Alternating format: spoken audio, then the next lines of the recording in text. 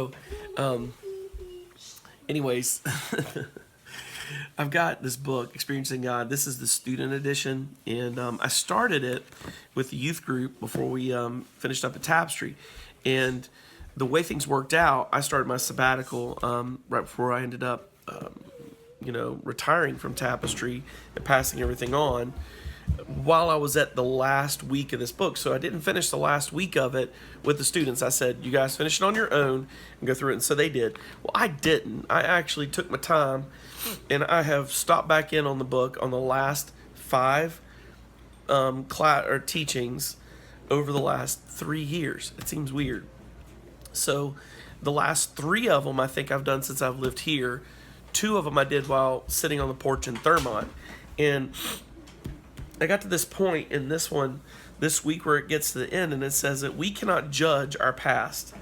We can't judge our past with God. If God leads us to do something and we follow him and we're obedient, we can't judge what we believe that outcome to be if it looks like failure. It says right here. And Blackley goes on to say, God doesn't usually give you a one-time assignment and leave you there forever. Yes, you may be placed in one job at one place for a long time, but God's assignments come to you on a daily basis. He goes on to say that you can't judge how you do at those assignments, because he's saying in the earlier part right here that every assignment from God is what we can handle. It's based on what we can handle. And we can only handle what we can handle based on what we've learned from him. So we may have this great word that we're going to be something great into the earth and have this great calling. We may have a dream. We may hear from God like Joseph did, but we may not be ready to take on that great part of the calling unless we've been through trial and study and learning that we do all along with God. So Joseph goes through being sold into a pit, sold into slavery, lied about, prison, and then he becomes, as Pharaoh says, as great as Pharaoh. For Joseph to speak was for Pharaoh to speak. Joseph didn't get there without trial and training. When Joseph had his dreams and he told his father and brothers about it, those dreams set the trajectory of his life. So those dreams made his brothers hate him. Those dreams set where his life was going. It may even made him a little bit arrogant, but they embedded deeply in him, and that vision kept him alive through the whole thing. He just kept going back to God. Proverbs 29:18 says, where there is no vision, people perish. I just said to somebody this last week, where there is vision, people thrive. So where there's no vision, people perish. Where there is vision, people thrive. Vision brings life. It gives, it develops, it encourages. It'll keep us alive through the hard times. It could be that God gives us a big vision on the front end or a big dream on the front end because he knows we're going to have to go through so much in the training to be able to handle with authority what's coming in the future, because that very blessing from him could ruin us without the training in the middle. We have to go through the seasons of the slavery and the battle and the servanthood and even prison in our hearts to get to the point where we can handle it. So we go through the training. The training is going to change over and over. So you may change callings and you may change training. But each one of them you can't judge. You got to be thankful for what they are in the midst of them. You don't look at them and go, oh, that was failure because I didn't see this outcome. No, that's not how it works. Obedience is always success. If God says do it, that's the call for obedience. That's success, hands down, bar none. Obedience is always success. So when you get to the end of those, and you fulfill what you need to so that the calling or vision or dream doesn't kill you, and it won't kill you, and you've got the character in place, and you've got an understanding of who God is. You've learned him in many different ways by many different names over a lot of time because you've seen him work in those ways in your life. You get to that point in your life, then you get to this place where you're fulfilling that final vision, dream, and calling.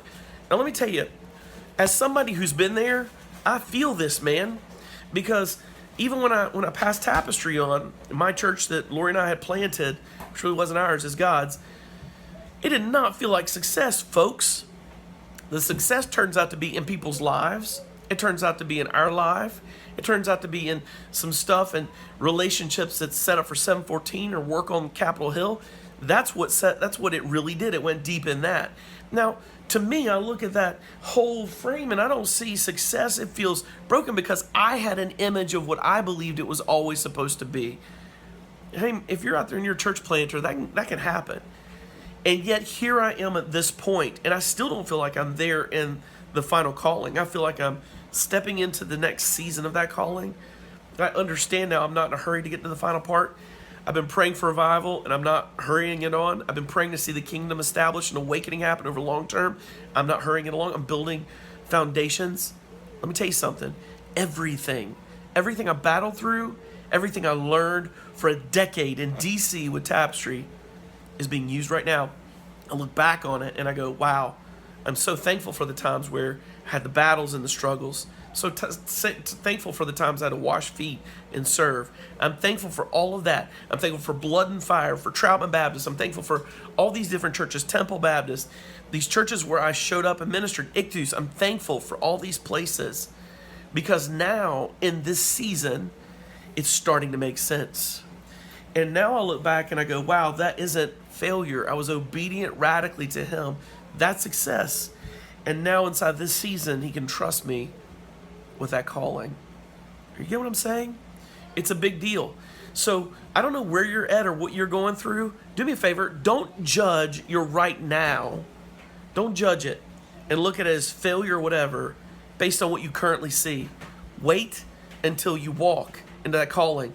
And here's the other thing. Don't get lost in the middle. Remember your calling. Remember the vision. Go back there. Know God's going to finish the good thing he started. Press into that. When you start to see that thing come together, you're going to go, oh my goodness, God, I'm not in a hurry to get there. I get it. I see it. It was all worth it. That's awesome. So that's my encouragement today. Press into your calling. You're not done yet.